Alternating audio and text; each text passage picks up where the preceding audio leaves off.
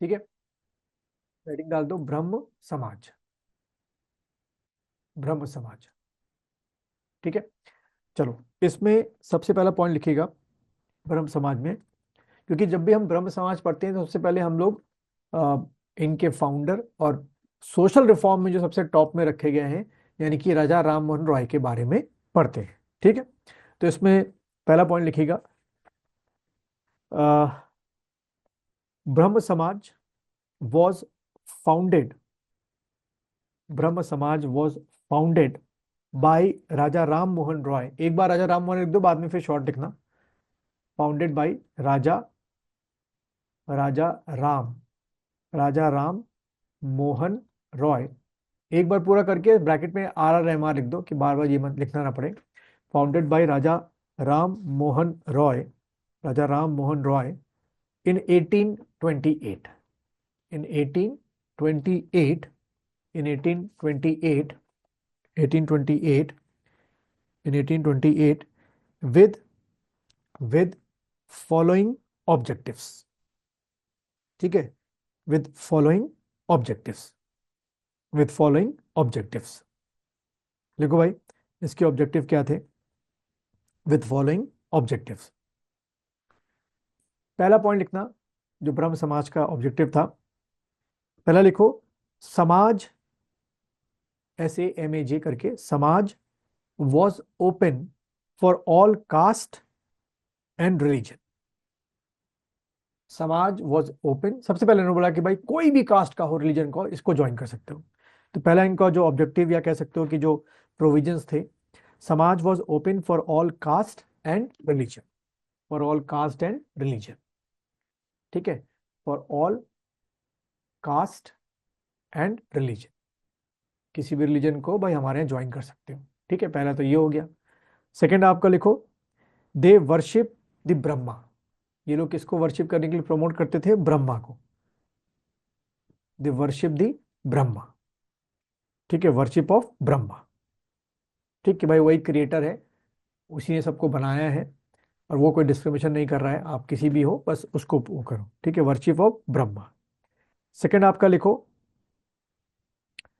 दे discourage, किस चीज का वो डिस्करेज करते थे या ऑब्जेक्ट में थे आप लिख सकते हो, दे डिस्करेज, दे डिस्करेज यानी कि ब्रह्म समाज किस चीज को डिस्करेज करता था, idol, idol comma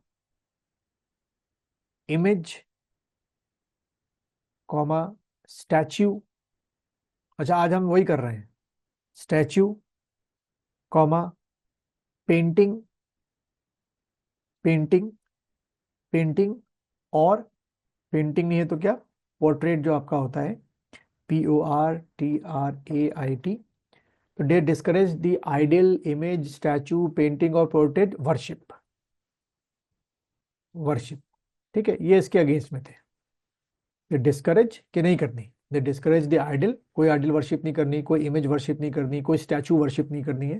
they discourage the ideal worship और इमेज वर्शिप और स्टैचू वर्शिप, और स्टैचू वर्शिप, स्टैचू वर्शिप।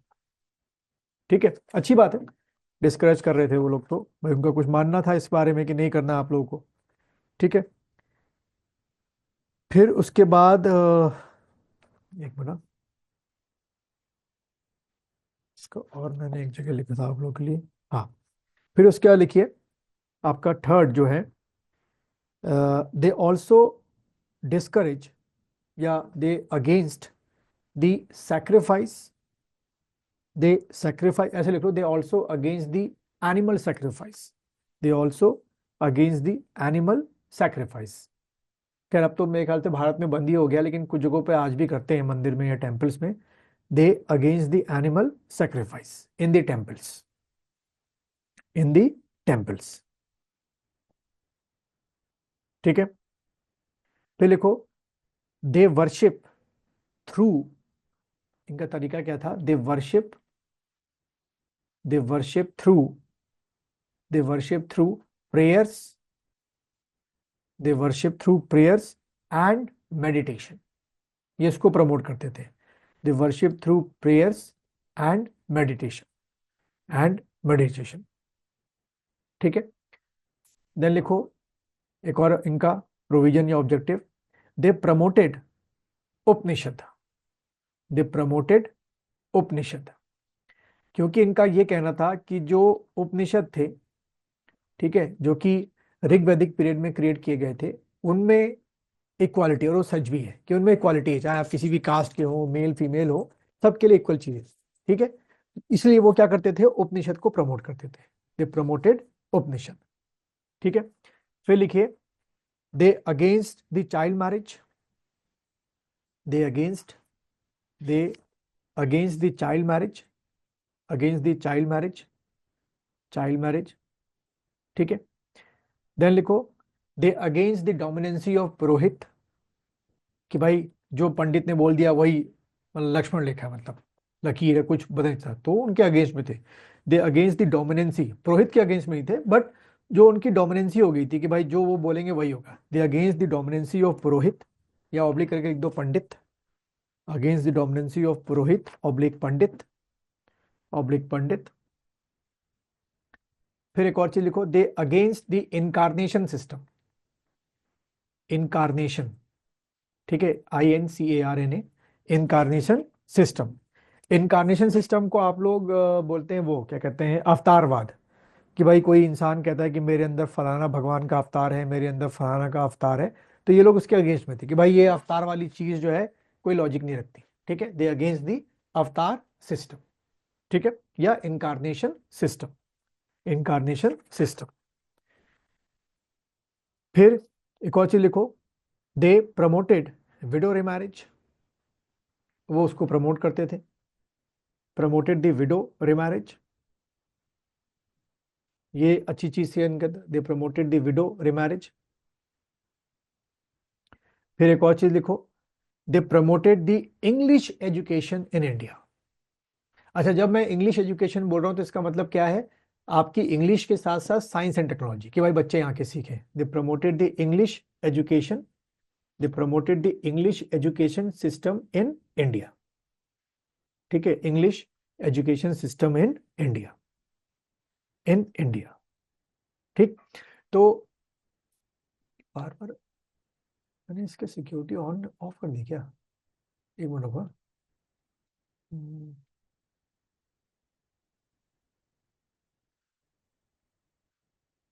ठीक, ठीक है। ऑल्सो अपोजिंग दी सती प्रथा, ऑल्सो अपोजिंग दी सती प्रथा, ठीक है, करते ही थे उसको वो लोग, अपोजिंग दी सती प्रथा, ठीक। तो ये वो सोसाइटी थी जो राजा राम मोहन राय ने स्टैब्लिश की, और ये सारे काम वो लोग करते थे।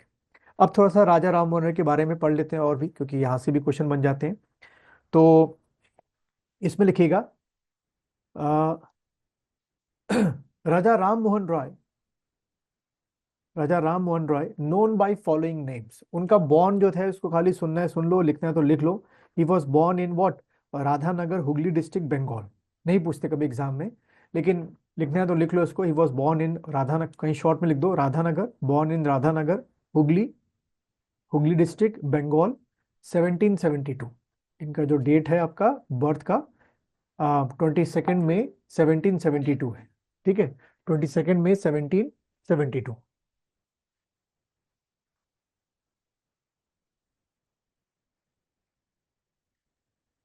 ठीक है, 1772। तो ठीक है। अच्छा, इनके बारे में जो क्वेश्चन पूछे आते हैं वो लिखो। Raja Ram Mohan Roy known by following names, Raja Ram Mohan Roy known by following names, known by following names. देखो उनके क्या क्या नाम पढ़े आपके, नोन बाय फॉलोइंग नेम्स। पहला लिखो, a bridge between past and future, a bridge between, between past and future, ठीक है, a bridge between past and future. ऐसा क्यों कहते थे उनको, a bridge between past and future, क्योंकि इनके जो थॉट्स थे about the modernization of Indian society, about the adoption of the western what education and western philosophy, और जो जैसे मैंने बताया कि इन्होंने ब्रह्म समाज में क्या कहता है कि जो आइडल वर्शिप है, स्टैचू वर्शिप है, वो छोड़ दो। यानी कि वो चाहते थे कि हमारी सोसाइटी जो पास्ट के हमारे ऑर्थोडॉक्स हैं उनको लीव आउट करते हुए फ्यूचरिस्टिक में जो हमारे फ्यूचर में जो हमारी क्वालिटी है, जो एजुकेशन है, उसको लोग अडॉप्ट करें। इसलिए इनका एक निकनेम क्या पड़ गया, अ bridge between past and future. ठीक है, एक चीज तो ये हो गया। दूसरा एक और नाम इनका मिलता है, लिखो, फादर ऑफ मॉडर्न इंडिया। ये इनको कहते हैं फादर ऑफ मॉडर्न इंडिया। एक नाम इनका ये पड़ा, फादर ऑफ मॉडर्न इंडिया। ठीक है, फिर लिखो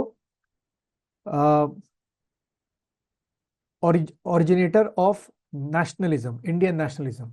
ये ऐसे लिख लो, क्रिएटर या ओरिजिनेटर ऑफ, ओरिजिनेटर या क्रिएटर लिख लो, creator of, sorry, creator of Indian nationalism, creator of Indian nationalism, जिसको हम लोग हिंदी में जो है क्या बोलते हैं, राष्ट्रवाद बोलते हैं। तो उसकी इन्होंने शुरुआत की, क्रिएटर या ओरिजिनेटर ऑफ इंडियन नेशनलिज्म। ठीक है, इंडियन नेशनलिज्म। फिर एक और नाम इनका पड़ता है जो हमको किताबों में मिलता है, लिखिए, a morning star in a new day. A morning star, morning star in a new, morning star in a new day. ठीक है, morning star in a new day, morning star in a new day.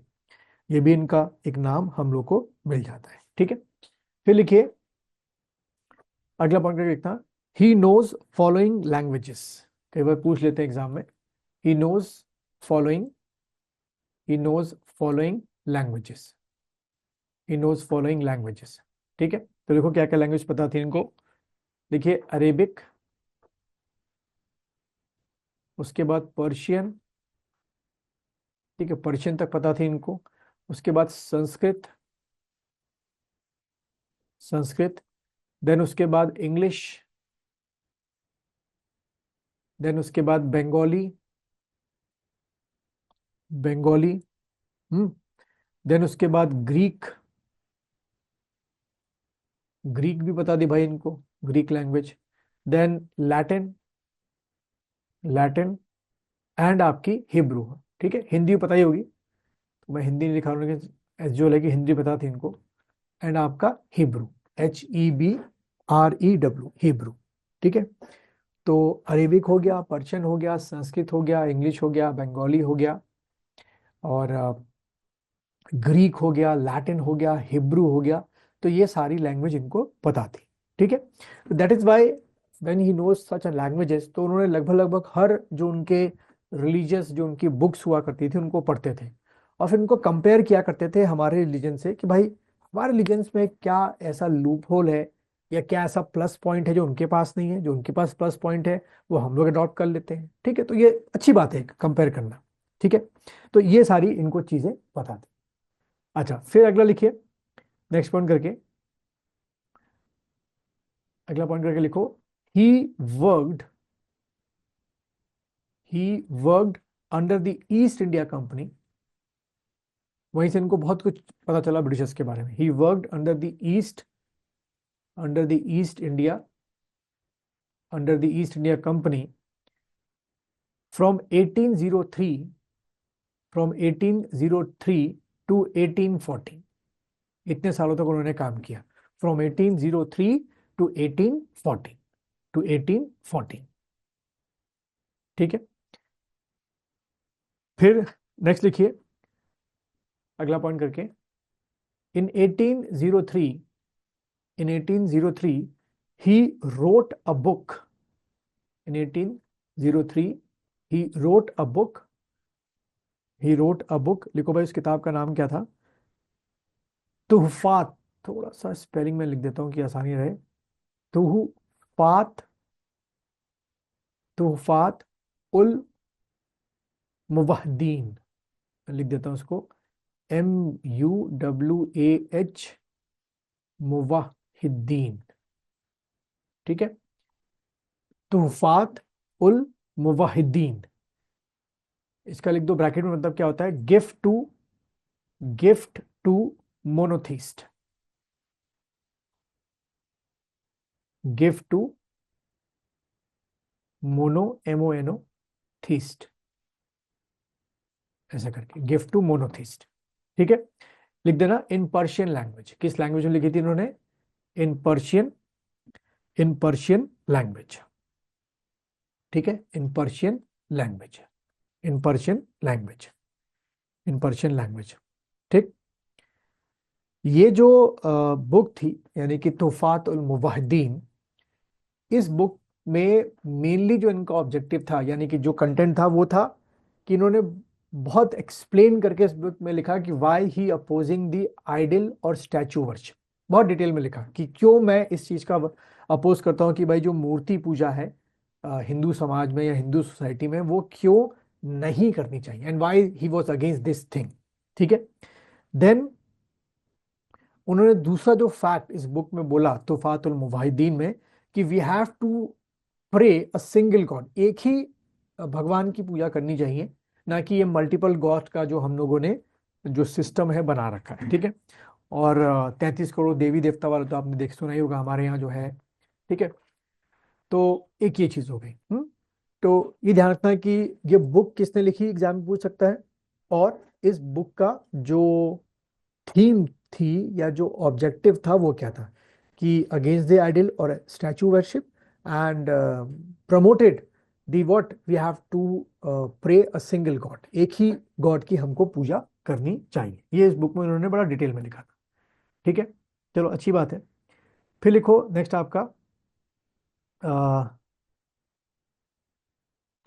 इन 1820,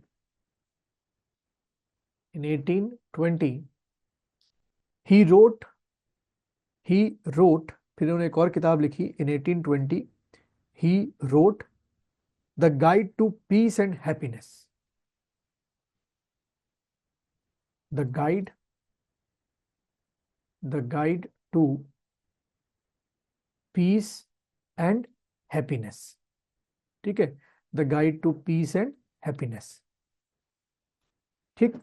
और इसमें इस book में खास तौर में जो आपके क्या कहते हैं राजा राम मोहन राय थे, उन्होंने क्रिश्चियनिटी का बहुत ज्यादा बखान किया, मतलब उन्होंने इस बुक में क्रिश्चियनिटी के जितने भी प्लस पॉइंट थे उसको बड़ा ही एलाबरेट करके लिखा है।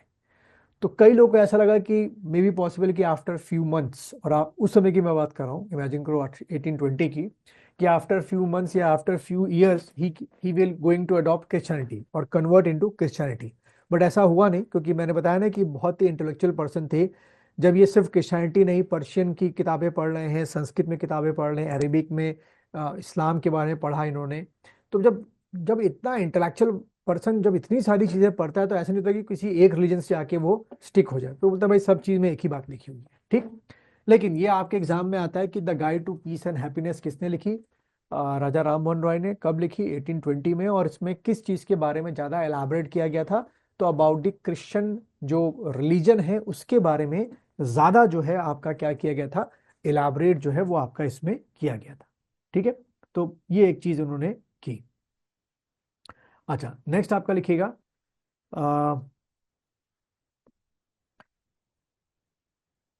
इन 1821, इन 18, यहां से लिख लो, in 1821, in 1821 he started he started Bengali newspaper, Bengali, ठीक है, started Bengali newspaper, Bengali newspaper Sambad Kaumudi, सम संवाद, ठीक है, Sambad Kaumudi, started Bengali newspaper, started Bengali newspaper Sambad Kaumudi, Sambad Kaumudi, ठीक है, which is also known as, उसी के आगे लिख लो, संवाद कॉमेडी में आगे कंटिन्यू करके लिखो, which is also known as, known as the moon of intelligence, इसी का एक और नाम बुक्स का मतलब मिलता है हम लोग को, also known as the moon of the moon of intelligent, ठीक है, intelligence, the moon of intelligence.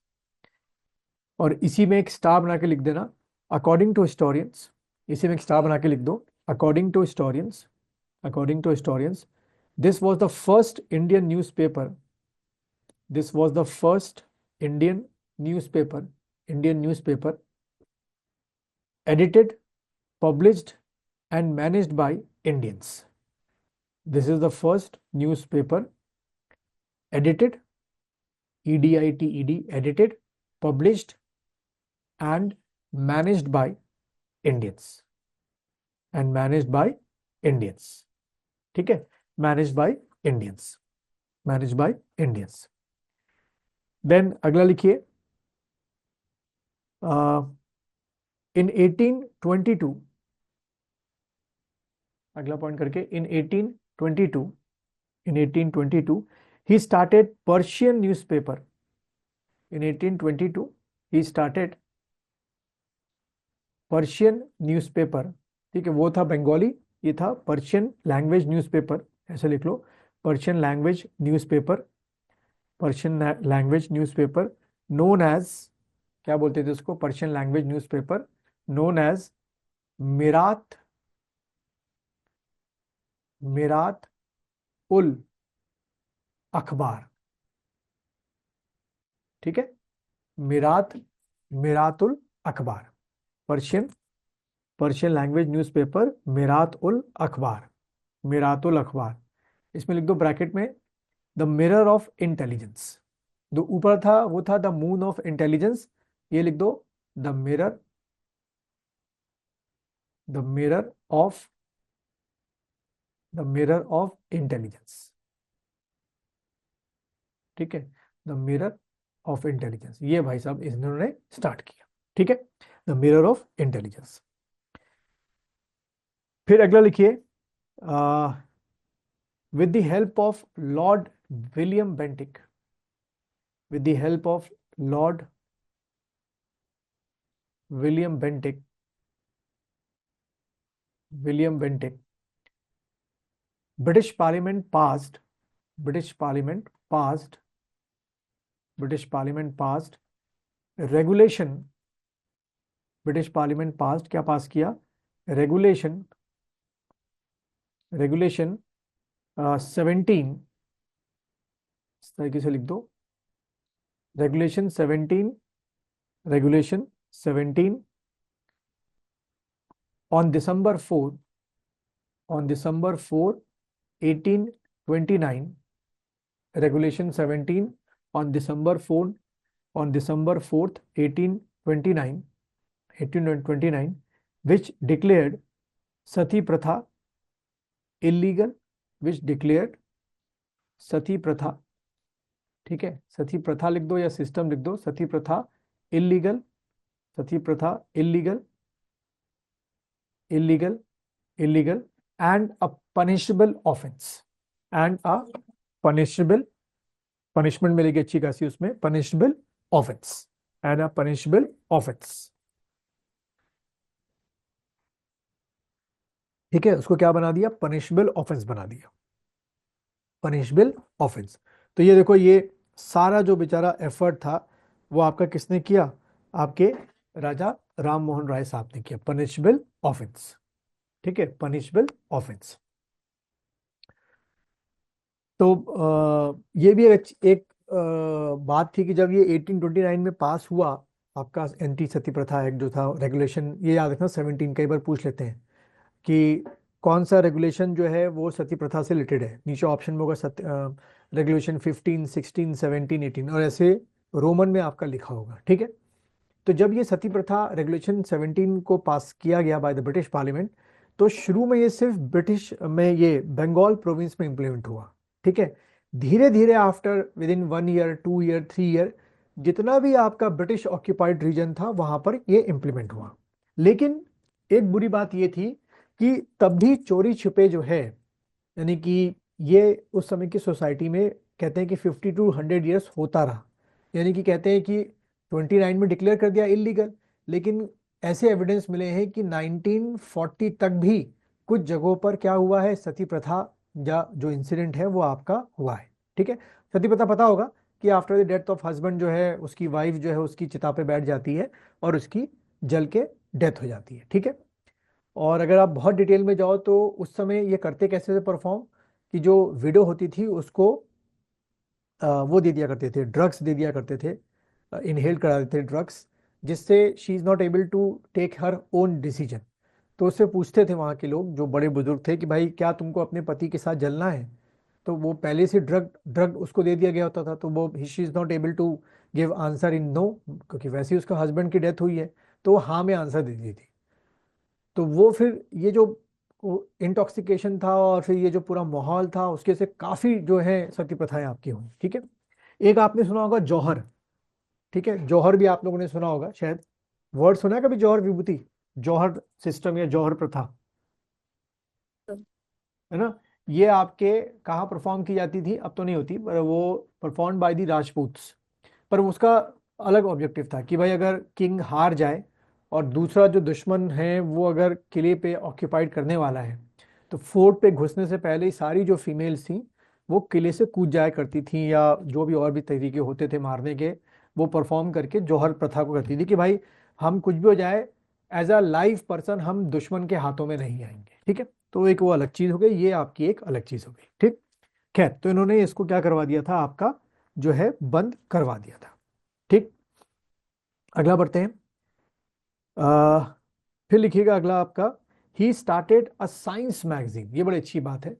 He started he started a science magazine, a science magazine known as, इसका नाम क्या रखा इन्होंने, a science magazine known as Ved Mandir, science magazine known as Ved Mandir.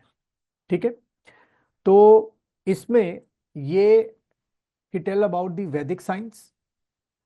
ठीक है, कि भाई हमारा जो वैदिक पीरियड था, यानी कि ऋग वैदिक पीरियड और लेटर वैदिक पीरियड, उसमें जो साइंस के इन्वेंशन थे जो हम लोगों ने किए थे उसके बारे में बताया करते थे।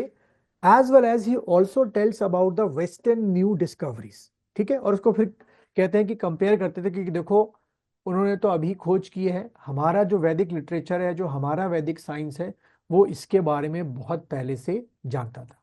अच्छा, वो बात अब सच भी निकल रही है। आज जो आपका नासा, हम नासा को ही लेते हैं कह सकते हो बेंचमार्क के तौर पर, अमेरिका का जो नासा है, आज जो हमको वो चीज़ें बता रहा है, उसका रिलेशन हमारे वैदिक लिटरेचर और वैदिक साइंस से बहुत पहले से है। जो हमारे ऋषि मुनि थे, और क्या कहते हैं, कोई अभी मुझे याद नहीं आ रहा है, हनुमान चालीसा है कुछ ऐसा है, जिसमें एग्जैक्ट नंबर ऑफ डिस्टेंस बताया गया है बिटवीन द अर्थ एंड सन। अब वो हनुमान चालीसा है, कोई और आपका है चालीसा, उसमें बताया गया है। तो वो और उसका जब कैलकुलेशन नासा से मिलाया गया तो बिल्कुल एक्यूरेट निकला, पॉइंट्स का खाली फर्क था, लेकिन बिल्कुल सही निकला। तो फिर हमारे जो ऋषि मुनि थे उन्होंने कैसे पता कर लिया कि भाई अर्थ और सन के बीच का डिस्टेंस क्या होता है आपका। ठीक है, तो कुछ ना कुछ तो आपकी साइंटिफिक वजह रही होगी आपकी।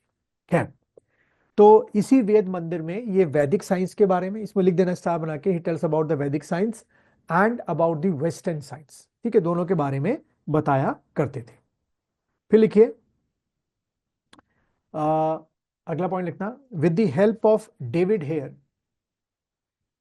With the help of David Hare, with the help of David Hare, he establish, he establish, ये आज भी है वहां पर, he establish Hindu college, he establish Hindu, establish Hindu college in Kolkata. ठीक है, establish Hindu college in Kolkata, establish Hindu college in Kolkata. वो बात अलग है कि आज उस कॉलेज का नाम जो है वो आपका प्रेसिडेंसी कॉलेज पड़ गया है। ठीक है, फिर लिखिए अगला पॉइंट करके, इन 1825, इन 1825 ही establish Vedanta college, he establish Vedanta college. ठीक है, फिर उन्होंने वेदांत कॉलेज बनाया, ही स्टैब्लिश वेदांत कॉलेज, स्टैब्लिश वेदांत कॉलेज। फिर अगला लिखिए, in 1830, in 1830 he went to England. ये इंग्लैंड चले गए, बता रहा हूं क्यों गए. he went to England and on 27th September, 1833, on 27th September 1833 he died in Bristol. ठीक है, इंग्लैंड की एक सिटी है आपकी. he died in Bristol due to ये brain fever. he died in Bristol due to brain fever. उस समय इतना इलाज नहीं हुआ करता था. इसको हम लोग जापानीज इंसेफेलाइटिस कहते हैं, आज भी होता है बच्चों में. he died in Bristol due to brain fever. ठीक है, he died in Bristol due to brain fever. ठीक है. तो यहां से दो चीजें, ये आपके इंग्लैंड में कितने साल रहे, आपके 3 साल रहे. ठीक है, पहली चीज.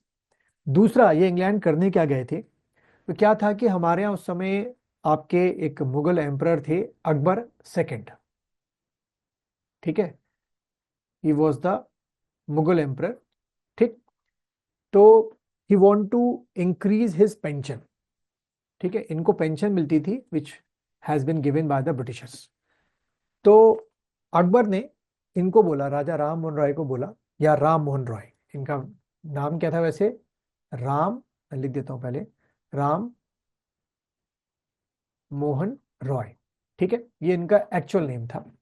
तो Akbar second approach to the Ram Mohan Roy and said कि भाई तुम मेरी तरफ से कहाँ जाओ, इंग्लैंड जाओ, मेरी पेंशन को बढ़ाने के लिए. बहुत कम पेंशन दे रही है, मेरी पेंशन को बढ़वा के आओ जाओ. सारा तुम्हारा जो एक्सपेंडिचर होगा वो मैं बेयर अप करूंगा, और मैं तुमको इस काम के लिए कि भाई तुम जाओ ब्रिटिशर्स के सामने एक ऑनर से खड़े हो सको, तो मैं तुमको I will give you a title of raja. ठीक है, तो वहां से हिस्ट्री में इनके नाम के आगे क्या लगाया जाने लगा, राजा लगाए जाने लगा. तो इनको हम लोग कैसे पढ़ते हैं, राजा राम मोहन रॉय. तो क्वेश्चन क्या आता है कि who gave the title of Raja to Ram Mohan Roy, तो आपने टिक करना है Akbar second gave the title of Raja to Ram Mohan Roy. ठीक है, ये तो हो गया स्ट्रेट फॉरवर्ड क्वेश्चन. अगर इसी क्वेश्चन को ट्विस्ट करें तो कैसे पूछेंगे कि why Akbar second send Ram Mohan Roy to the Britain.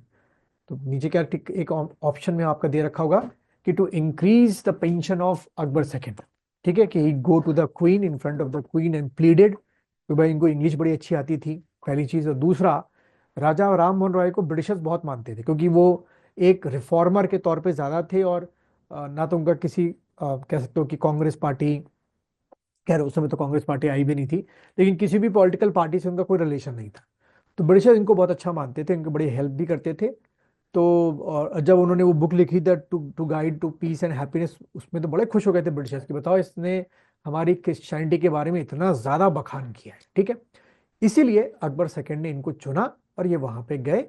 और बेचारे फिर 3 साल के बाद due to the brain fever, जिसको आज हम लोग जापानीज इंसेफेलाइटिस कहते हैं, उनसे इनकी क्या हो गई, आपकी डेथ हो गई. ठीक है, अब ये भी बड़ा इंटरेस्टिंग पॉइंट है, वैसे मुझे तो नहीं मिला कहीं पे एग्जैक्ट जो ऑफिशियल किसी किताब में, कि इनकी डेथ के बाद इनको according to the Hindu religion जलाया गया, या क्रिश्चियनिटी के अकॉर्डिंग उनको वहां पे गाड़ दिया गया. मतलब जैसे करते हैं ना क्रिश्चियन में और मुस्लिम्स में करते हैं कि उनको जमीन में गाड़ा गया है, जलाया गया. वो आज तक एविडेंस किसी के पास है नहीं, खैर इसमें कोई फर्क भी नहीं पड़ता है. ठीक है, ये चीज हो गई आपके राजा राम मोहन राय के बारे में और इनसे किए गए कामों के बारे में. ठीक है, अब आगे बढ़ते हैं. अब ब्रह्म समाज भी खत्म नहीं हुआ है, अब आगे बढ़ते हैं. अगला लिखो. तो ये मान के चलो भाई कि इनकी जो डेथ है वो 1833 में हो गई. ठीक है, तो एक कह सकते हो कि एक बहुत बड़ा लीडर जो है ब्रह्म समाज का खत्म हो गया. ठीक, खैर ब्रह्म समाज इसके बाद वो नहीं हुआ, क्या कहते हैं, डिसॉल्व नहीं हुआ. वजह ये थी कि राजा राम मोहन राय के दौरान ही इसमें 2 प्रोमिनेंट लीडर्स जो थे, उन्होंने ब्रह्म समाज को ज्वाइन किया था. ठीक है, तो अब अगला पॉइंट बना के लिखना आपका, इसको ऐसे पॉइंट बना के लिखो, लिखिएगा देवेंद्र, एक मिनट खोले इसमें, हाँ इसमें लिखो Devendra Nath Tagore Devendra Nath Tagore, Devendra Nath Tagore, Devendra Nath Tagore and Keshav Chandra Sen, and Keshav Chandra Sen, and Keshav Chandra Sen, ठीक है। तो Devendra Nath Tagore and Keshav Chandra Sen were the prominent leaders, were the prominent were the prominent leaders, were the prominent leaders of Brahma Samaj, prominent leaders of the Brahma Samaj, of the Brahma Samaj, of the Brahma Samaj, and during their tenure, during their tenure, during their tenure, numerous branches of Brahma Samaj opened in different part of India. Numerous branches of Brahma Samaj opened, numerous branches of Brahma Samaj open in different part of India. In different part of India, ठीक है, अलग अलग India के part में open हुई, in different part of India, ठीक। अब यहीं से हम सीधे उसमें आते हैं, अपने तुरंत फैक्ट टू फैक्ट में आते हैं जो एग्जाम में आते हैं। तो जैसे कि होता आया है कि जब भी आपके दो प्रोमिनेंट लीडर्स किसी सोसाइटी में या किसी ग्रुप में या किसी ऐसे रिलीजियस ऑर्गेनाइजेशन में होते हैं, तो क्या होता है, हमेशा वहाँ पे क्या हो जाता है, डिवीजन हो जाता है कुछ दिनों बाद। वजह क्या होती है कि दोनों की जो आइडियोलॉजी होती है शुरू में तो एक होती है, लेकिन एज टाइम पासेस तो क्या होगा कि नई आइडियोलॉजीज जो है वो इंट्रोड्यूस करने की कोशिश करेंगे, फिर दोनों में टकराव होगा और आपका क्या हो जाएगा, उस इंस्टीट्यूशन का डिवीजन हो जाएगा। तो ब्रह्म समाज का भी सीधे हम आते हैं पॉइंट में कि डिवीजन हो गया था, और वो भी डिवीजन 2 बार हुआ। तो मैं सीधे पहले पॉइंट टू पॉइंट लगा देता हूँ जिससे आपको परेशानी नहीं होगी प्रीलिम्स के पॉइंट ऑफ व्यू से। लिखिए, ब्रह्म समाज, अगला पॉइंट करके, ब्रह्म समाज डिवाइडेड 2 टाइम्स, डिवाइडेड 2 टाइम्स। तो देखो पहला आपका लेफ्ट हैंड साइड पे लिखना है, उसी के आगे लिखा दूंगा कि सीधा जब रिवीजन करो तो आसानी हो। फर्स्ट टाइम लिखो 1865, ठीक है, और उससे आप एरो बना दो 2। और सेकेंड टाइम लिखो आपका 1878, और इससे भी आपके 2 एरो बना दो, ठीक है, 1878 और 2 एरो बना दो, ठीक। तो इसमें जो पहला डिवीजन हुआ 1865 में, उससे ब्रह्म समाज के 2 पार्ट बने, ठीक है, यहाँ पे लिख सकते हैं आप ब्रह्म समाज। तो ब्रह्म समाज के 2 पार्ट बने, ठीक। तो 2 पार्ट लिखो, 2 पार्ट क्या बने, पहला लिखो आपका ब्रह्म Samaj of India, Brahma Samaj of India, ठीक है।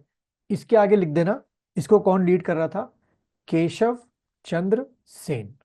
अब पूरी कहानी बता रहा हूं क्या है, पहले लिख लो ब्रह्म समाज ऑफ इंडिया, ये पहला डिवीजन था। तो एक जो ग्रुप बना वो बना Brahmo Samaj of India headed by Keshav Chandra Sen, और जो दूसरा आपका बना उसका नाम पड़ा आदि, आदि ब्रह्म समाज, ठीक है। दूसरा जो बना आपका आदि ब्रह्म समाज बना, आदि ब्रह्म समाज, और इसको हेड किया देवेंद्र नाथ टैगोर ने, देवेंद्र नाथ टैगोर, ठीक है। दूसरा जो आपका ग्रुप बना वो आपका क्या बना, देवेंद्र नाथ टैगोर, ठीक है। तो पहला हो गया ब्रह्म समाज ऑफ इंडिया और दूसरा आपका हो गया आदि ब्रह्म समाज, ठीक। देखो हुआ क्या कि जो ये पहला आपका ग्रुप था Brahmo Samaj of India headed by the Keshab Chandra Sen, he want to introduce new objectives in the Brahmo Samaj. But जो देवेंद्र नाथ टैगोर थे उन्होंने क्या बोला कि नहीं, जो आपके राजा राम मोहन रॉय ऑब्जेक्टिव्स दे गए हैं उसी को हम लोग इंटैक्ट रखेंगे, हम कोई नए ऑब्जेक्टिव्स या नए प्रोविजंस इंट्रोड्यूस नहीं करेंगे। केशव चंद्र सिंह कह रहे थे कि भाई जो पुराने प्रोविजंस ऑब्जेक्टिव है हम उनको रखेंगे, उसको कैरी ऑन करो, बट नए भी तो रखो। कोई बहुत सारी हमारी सोसाइटी में क्या है, ईवल्स हैं, ऑर्थोडॉक्स हैं, उनको भी तो रिमूव करना है। बट इस बात के लिए देवेंद्र नाथ टैगोर राजी नहीं हुए, तो इस तरीके से ब्रह्म समाज ऑफ इंडिया में due to the ideological difference ये दो ग्रुप में डिवाइड हो गया, एक बन गया ब्रह्म समाज ऑफ इंडिया और दूसरा बन गया आदि ब्रह्म समाज। ठीक है, अब हुआ क्या कि एज टाइम पासेस तो जो आदि ब्रह्म समाज के फॉलोअर्स थे, बहुत ही यंग लड़के थे, लड़कियां थी, उनको ब्रह्म समाज ऑफ इंडिया का आइडिया बड़ा पसंद आया कि नहीं नहीं नहीं, नई चीजें भी आनी चाहिए भाई, हमारी सोसाइटी में इतने ऑर्थोडॉक्स हैं उनको भी तो रिमूव करो। तो एज टाइम पासिस तो धीरे धीरे आपका जो आदि ब्रह्म समाज है वो अपने आप खत्म हो गया और उसके लगभग लगभग कहते हैं सारे मेंबर्स ने किसको ज्वाइन कर लिया, ब्रह्म समाज ऑफ इंडिया यानी कि केशव चंद्र सेन को ज्वाइन कर लिया। ठीक है, तो ये आपको ध्यान में रखना है, तो दो ये सोसाइटी ध्यान रखना और पहला डिवीजन ध्यान रखना। अब क्या हुआ कि 1878 में ये जो आपका है क्या ब्रह्म समाज ऑफ इंडिया, ठीक है, ये अगेन डिवाइड हो गया। अब ये क्यों हुआ, इसको लिख दो ब्रह्म समाज, यहां लिख देना ब्रह्म समाज ऑफ इंडिया, यानी कि जो सेकंड डिवीजन हुआ वो ब्रह्म समाज ऑफ इंडिया में हुआ जो कि केशव चंद्र सेन लीड कर रहे हैं। आदि ब्रह्म समाज अपने आप कहते हैं कि 4-5 सालों में अपने आप खत्म हो गया, सारे मेंबर्स ने ब्रह्म समाज ऑफ इंडिया को ज्वाइन कर लिया। तो ये जो ब्रह्म समाज ऑफ इंडिया है ऑफ द केशव चंद्र सेन, ये आपका दो पार्ट में डिवाइड हुआ। पहला पार्ट लिखो आपका, जो पहला पार्ट बना आपका